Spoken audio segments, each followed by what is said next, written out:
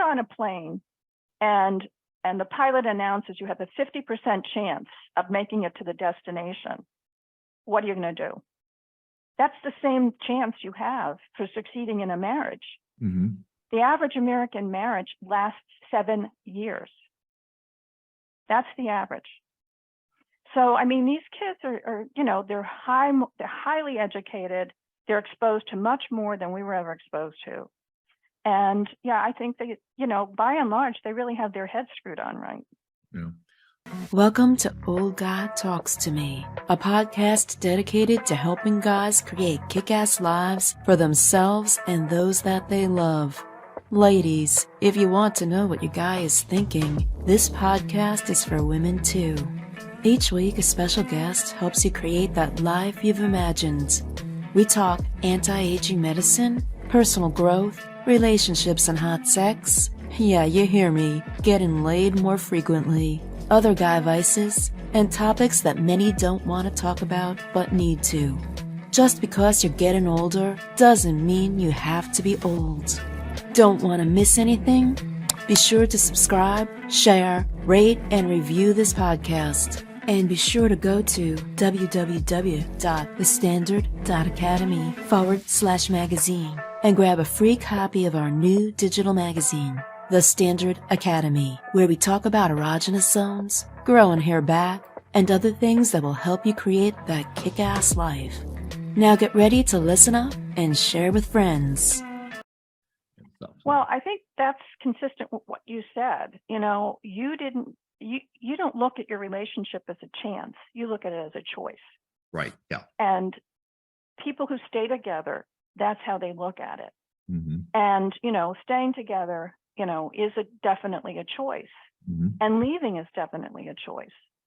And, I don't pass any judgment on people who have decided they've put as much time as they can into the relationship.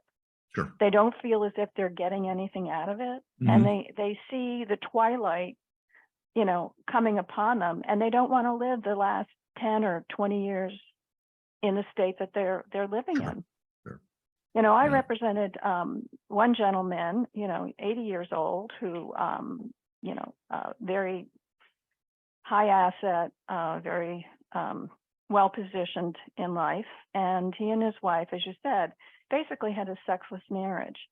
So he found a clinic or a program actually in California. He got the pamphlet, he brought it to her, and he said, I love you, but I really need for us to regenerate this passion we had. I miss it. I long for it. I'm obsessing over the fact that I want to have sex with you again. And she said, get away from me, you old coot. So he did. So there's got to be, do you know what I mean? There's got to be a willingness on the other party. I would say though, I would prior, it was already foregone conclusion when he became your client, but I would say that going and giving your wife a pamphlet is not the best strategy. Well, in his defense, I think he tried everything else. So, did he? Okay, all right. I think he was like, basically, Yeah, because I was going to say, like, if that was the initial move, that had a low probability of success. So we've been talking about divorce, and tell us some of the crazy things that you may have experienced as when older couples. I imagine that the battle could be over the patents and something and other silly shit. Yeah, it can be. I mean, it can be over a yacht, and when the wife finds out that the husband's girlfriend, who's like 20 years younger, has been on the yacht. They're getting divorced. He stupidly says, just like you mentioned, it wasn't too bright for that gentleman to just hand her a pamphlet, albeit I don't think that's all he tried to do. But in any event, he says, I want to buy you out of, this asset because Susie Q really loves the yacht. That's all you had to say to this woman, right? That's all you had to say, right? Yeah. So what does she do? Of course, Okay. he digs in. He offers her, I think it was 25% more of the appraised value. She comes to my office because I got the offer. I wanted to talk to her personally. And I explained to her and I said, look, you know, do you really want to fight over this? Why do you even want the yacht? She's been in it. I wouldn't want the yacht if she'd been in it. So she said, she looked at me and she said, she took my hand and she patted it and she said, I'll just think about this. So Monday, that was Friday afternoon, Monday morning, I get a call from opposing counsel. Do you know what your client did? I said, no, what did my client do? She blew up the yacht. Oh gosh. True story. Took it out in international waters and blew it up and drank some champagne while watching it sink. Oh, So God. in the end, what she had to do, what the judge decided is all she had to do was pay him the 25% more than the appraised value, which was the, you know, the reciprocal offer. But yeah, you want to know crazy things? That's insane. You know, at least That's what rage does. At least she was smart enough to take it into international waters before she did that. Well, that's because, yes. I guess there's a little story there that you can't Yeah, tell. there's a story there, but I'm not going to go into it. But yeah, I mean, that's probably the craziest thing. I mean, you know, and fighting over horses and stealing a horse, you know, these are race horses and, you know, in the middle of the night, stealing the horse and, you know, back and forth. And I mean, yeah. Yeah. So obviously when you being in this business, being and practicing in this area, you also see couples that are planning on getting married, and you consult with them on their prenuptials. Correct. Now let me ask you, do you, in this particular situation, do you recommend that each party get their own attorney, or do you that's represent actually both? That's really almost mandatory in every Is it? state. Okay. Yeah. I mean, prenuptial agreements, and I mentioned millennials before. I mean, millennials are having prenuptial agreements more and more at a faster rate than ever. And primarily it's because they're getting married when they're older.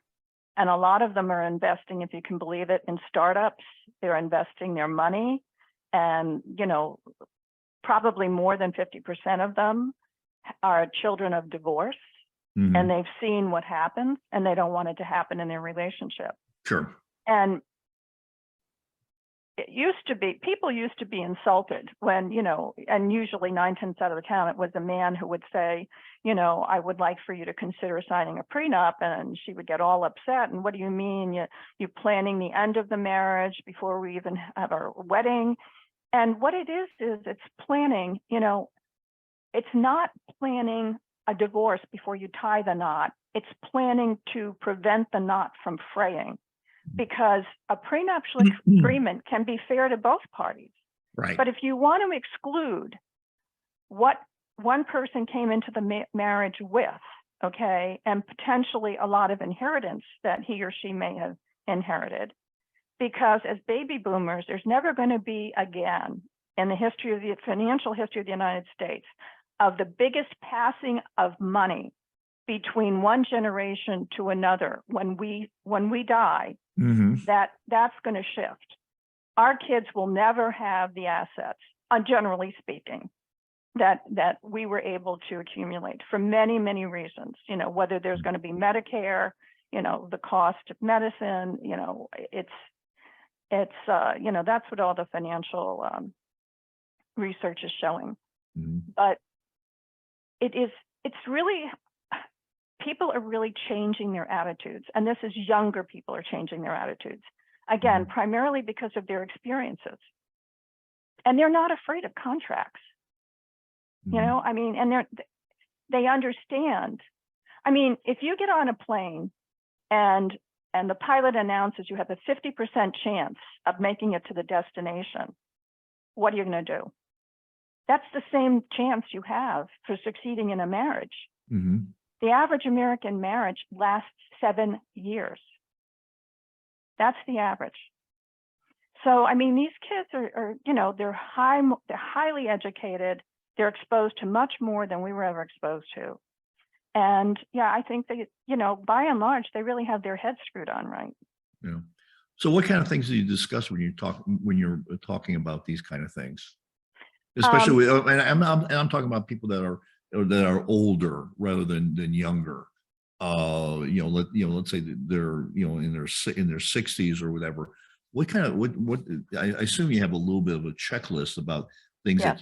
that you think should be in that prenuptial. So what should be in that prenuptial? Well, the first thing that you have to do is disclose all of the assets that have been accumulated during the marriage. This is assuming that there's no prenuptial agreement in the relationship.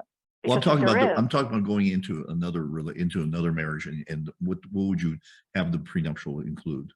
Okay, the prenuptial agreement should definitely include an attachment with every single asset that has been acquired during the marriage, unless it was excluded in some manner, shape, or form. There has to be appraisals which can support the values that are attached to the assets on that list. Okay. The next thing that has to be discussed is who's going to, the medical insurance, the medical expenses. People who are 60 or older have an average of 3 chronic illnesses. That's just, an average. So what are they going to need in terms of medical expenses? What are they going to need in terms of living expenses? And you can negotiate this. Usually, I think the best way to do this, once you have a complete disclosure, is not only do you need your own accountant, but your own attorney, but you need your own accountant. And an accountant can really help you figure out what it is, the split should be. One of the other things that is really crucial in a prenuptial agreement for gray divorces or silver divorces is, what are we going to do about these assets that we may not need during our lifetime? Are we going to put these in trust, for our children? And if there are stepchildren, that becomes even more complicated. Sure. But, you really have to discuss estate planning. Probably 70% of the settlement agreements, and not even the prenups, but the settlement agreements, were really estate planning. And a prenup really is estate planning. What happens upon the death of a spouse? What happens upon divorce? There are 2 aspects of prenup. Right. So, I just think, it's really disclosure and trying to figure out what each person's expenses are. And that's really it. And what is a fair and equitable, division of these assets? Yeah. I imagine in California, it's 50-50. So, that's not a problem.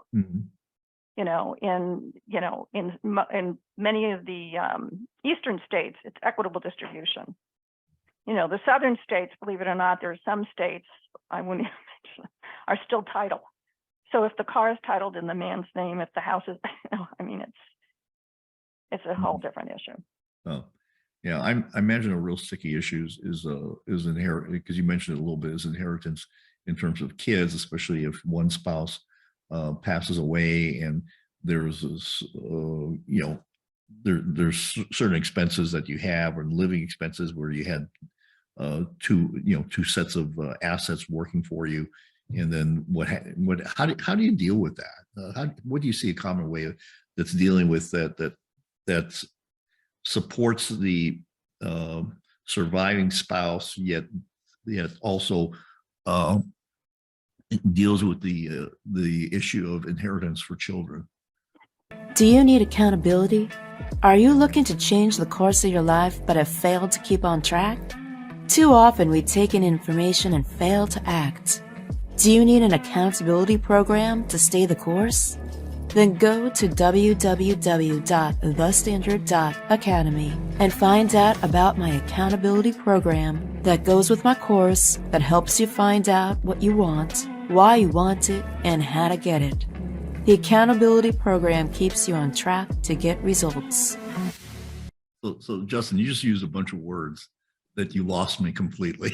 This is what happens. You can see why it's hard to sell this startup to angel investors.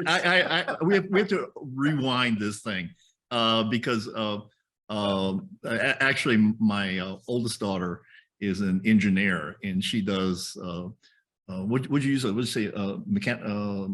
Machine learning and right. Well, so artificial intelligence and machine learning often are sort of thrown together. Yeah. So what is machine learning, and what is everybody kind of has an idea of what? Well, I should say everyone. They've heard the word artificial intelligence, but they may not actually know what it means or what machine learning is. Okay. All right. Well, let's see. It's the best way to simplify machine learning is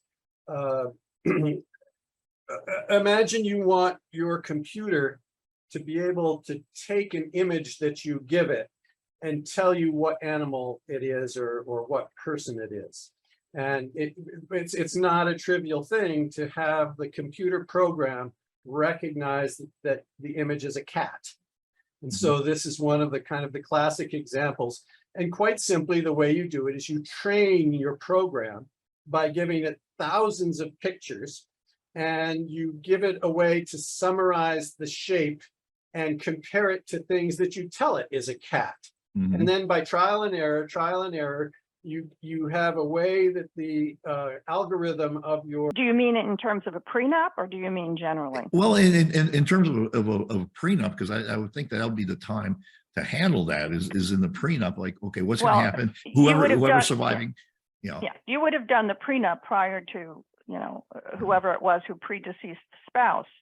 So that's what I was saying. In a prenup, it's really estate planning. In other words, are you going to give this spouse just a life estate in the marital residence, or the residence in which, they're saying they're homesteading? Or is this spouse, by virtue of joint tenants by the entirety, going to automatically inherit this property, in which case they can dispose of it any way they want, even if there's a prenup? Right. So the reality is that when there are children and you're talking about a prenup, and usually, if people are getting a prenup upon remarriage at the age of 65 or older, there's usually stepchildren. Right. And so you really have to factor in what assets are going to be left to the stepchildren, what assets are going to be left to the biological children. And very often therein is the rub. Because the children know that a prenuptial, most of the time the children know a prenuptial agreement is being prepared. And they want to get their 2 cents in about, well, you're going to leave this to me or that to me. And that becomes a sticky issue. So you really have to counsel your clients that this is between the two of you. This is, if this is a red flag in your marriage where the stepchildren are going to become a real issue, I think you really, really think about what you're doing. So, I'd say not that many, but I'd say about 10% of the times that I was engaged to do a prenup, they didn't go through with the marriage because one spouse or the other spouse wasn't happy with the, the proposal of distribution of assets. Okay. So, they have the right to, and you're going to have your own attorney. And again, at this stage, I really recommend sitting down with a good accountant, because you're going to have tax issues and estate issues. Sure, especially for whoever survives.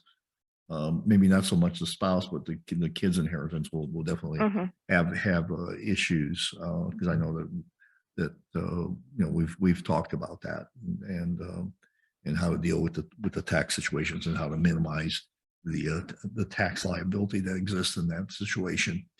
Have you ever told someone not to get married? Yes. Okay. Yes. What was the circumstances of that conversation, and how did they take it?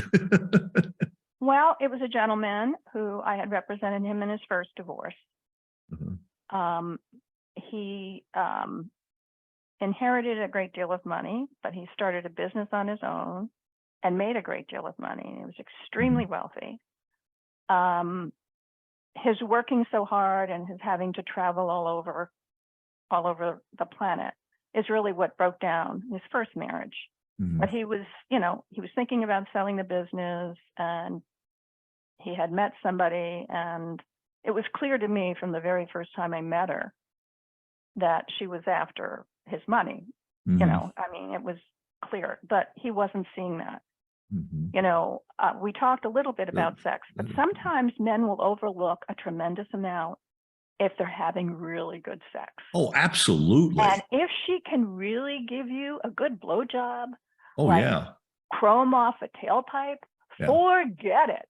They will Yeah, do yeah. anything. They will do anything. I'm So- thoroughly convinced that the best sex is from engagement to marriage. Well, I'm not going to dispute that. But in any event, you know, the reality is, you know, and he actually, you know, he trusted me. I mean, he came back and we talked about it, and, you know, we prepared a very generous, you know, I mean, she was going to, you know, she was going to get 7 figures, you know, upon so many years of marriage. And if he died, she was going to be very well taken care of. Sure.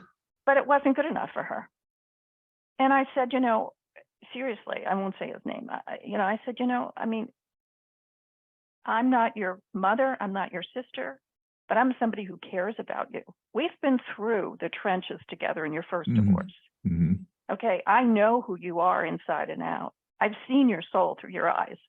So trust me, this girl is nothing to. And he broke it off. Mhm. He broke it off. Of course, he wanted to kill me.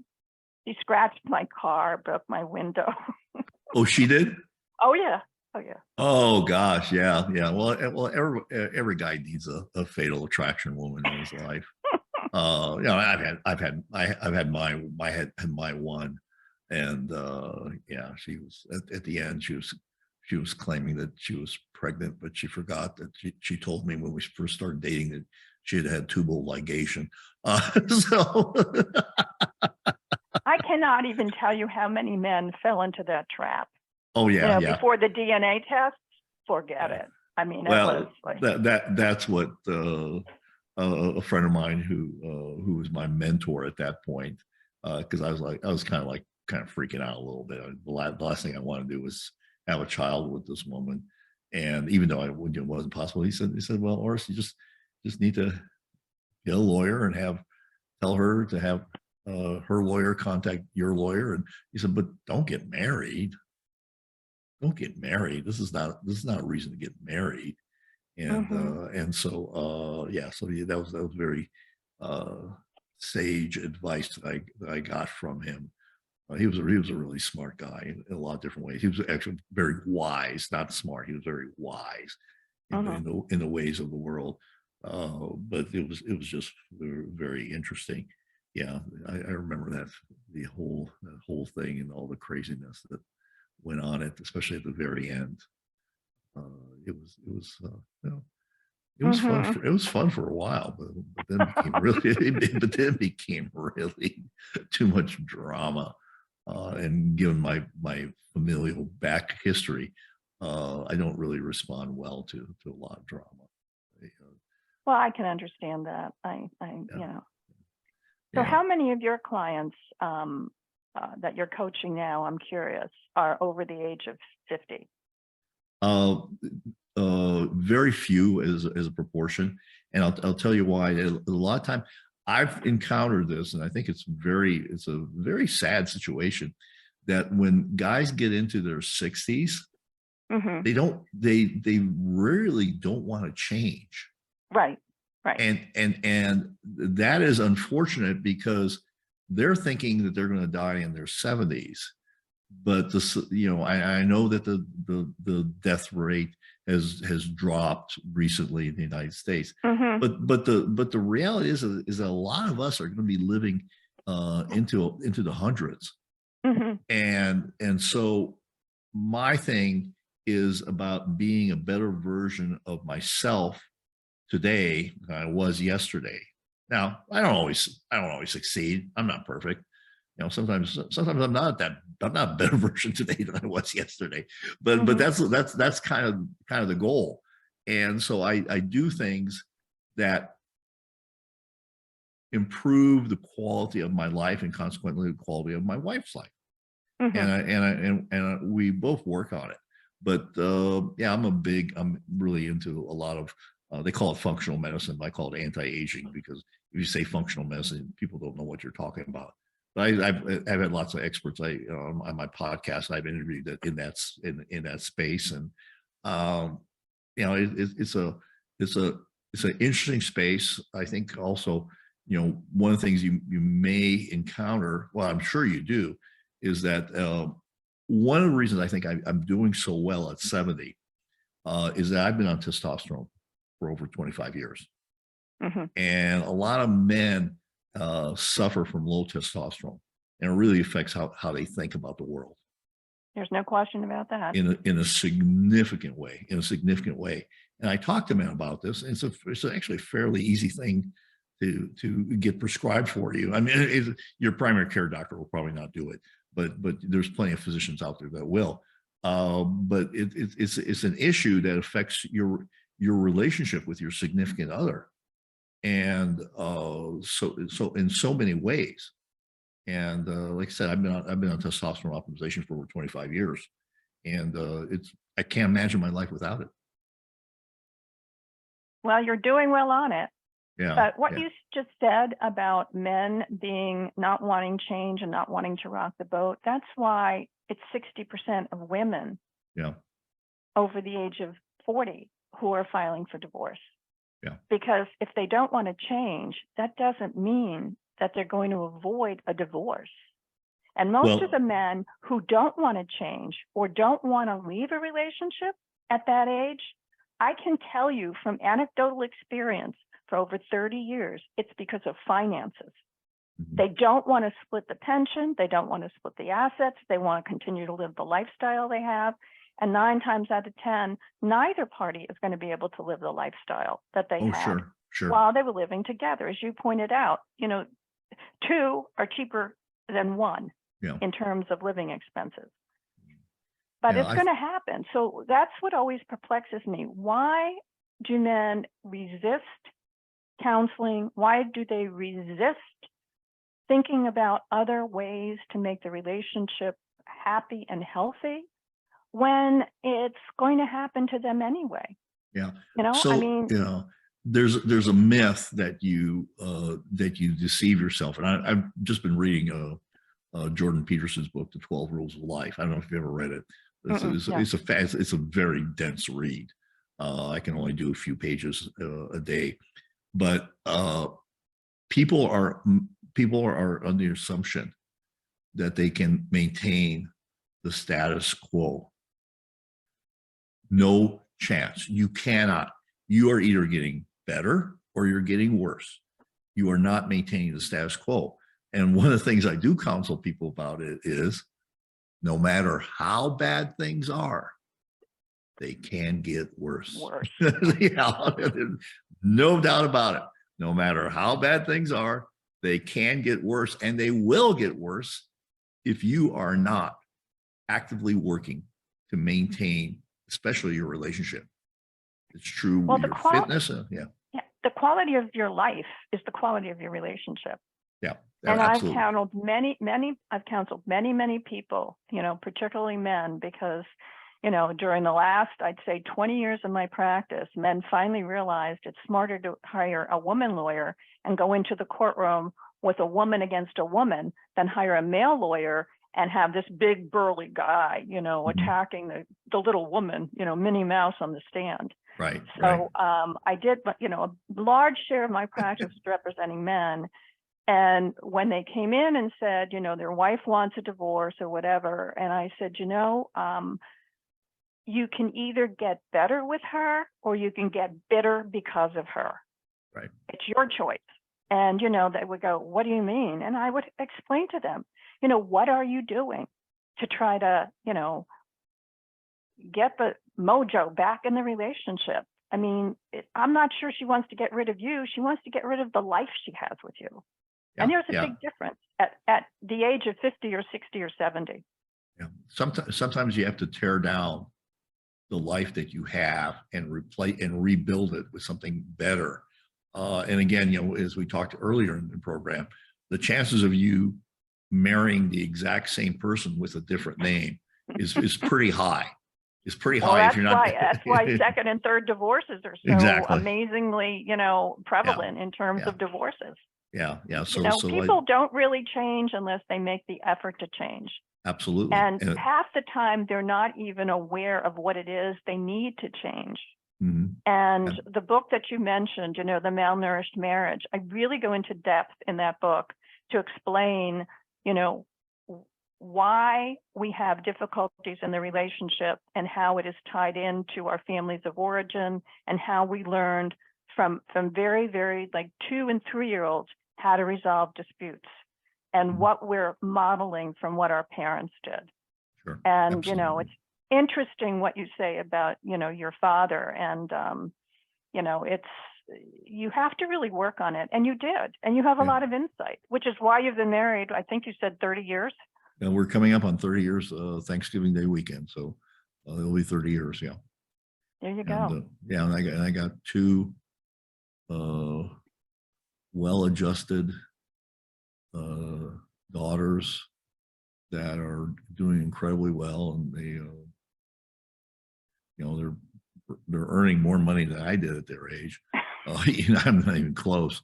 And actually, both of them literally on the same day got different jobs with a huge increase in their base pay. And so that just happened Monday, and that was pretty big deal. And I bet you anything, when they get engaged, they're going to do a prenup. Probably, I would say so. I'm not probably, but I'm not sure, and we don't, it'll be interesting. It'll be interesting how that happens. We've been told that every time we bring that subject up, that their marriage date goes back 6 months. And this was my one daughter is dating a man that she's been dating for several years, and it was so funny because we had them and his parents over at the house for my birthday celebration, and they brought it up. His parents brought it up, and he goes like, "Okay, we're already now at 2030."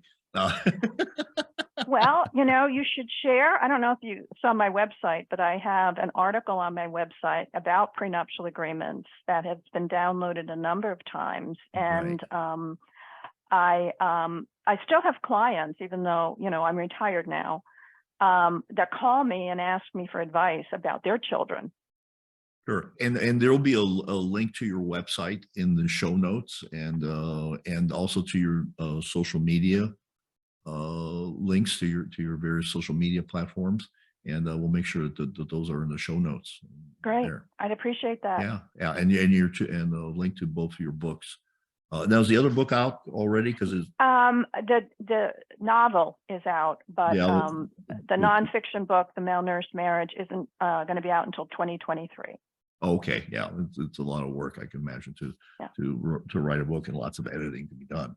Yes. Well, Nancy, I want to thank you very much. It's been a very, very interesting conversation talking about marriage and prenuptials and divorce later in life, and all the statistics that are there. And it was a pleasure to have you on the program. Oh, it was a pleasure to be here, and it was particularly a pleasure to meet you and get to know you a little bit. Oh, well, thank you. Thank you. So this is Ors, the old guy. And well, we're done for today. We talked a little bit about prenups, divorce, marriage, and relationships, and sex, and all of that. And if you need to get a hold of Nancy, her contact will be in the show notes. And it's very important. And I want you to do several things. I want you to subscribe, share, rate, and review this podcast. And well, if you don't like me, that's fine too. You give me a bad review. I don't care. Matter of fact, give me lots of bad reviews, because that the algorithms really like the bad reviews too. In the meantime, if you have not gotten my free digital magazine, One Secret Place to Touch a Woman is one of the articles, and it's not her clitoris, because that's not a secret place. So go to the standard.academy/magazine. Until next time, remember, it's all about creating a kick-ass life for yourself and those that you love. Until next time. Thank you for joining Dr. Orist and his incredible guest. Like what you heard and learned? Then be sure to do 3 things. 1. Subscribe so you don't miss the next episode. 2. Share this with someone who may need to hear it. 3. Leave a review and rate this podcast. Opt in at www.thestandard.academy/magazine and get our free digital magazine with savings, articles, and deeper dives into cool controversy. Be the guy who takes action. Without action, you're not going to get the results you want. Thank you again, and make it a great day.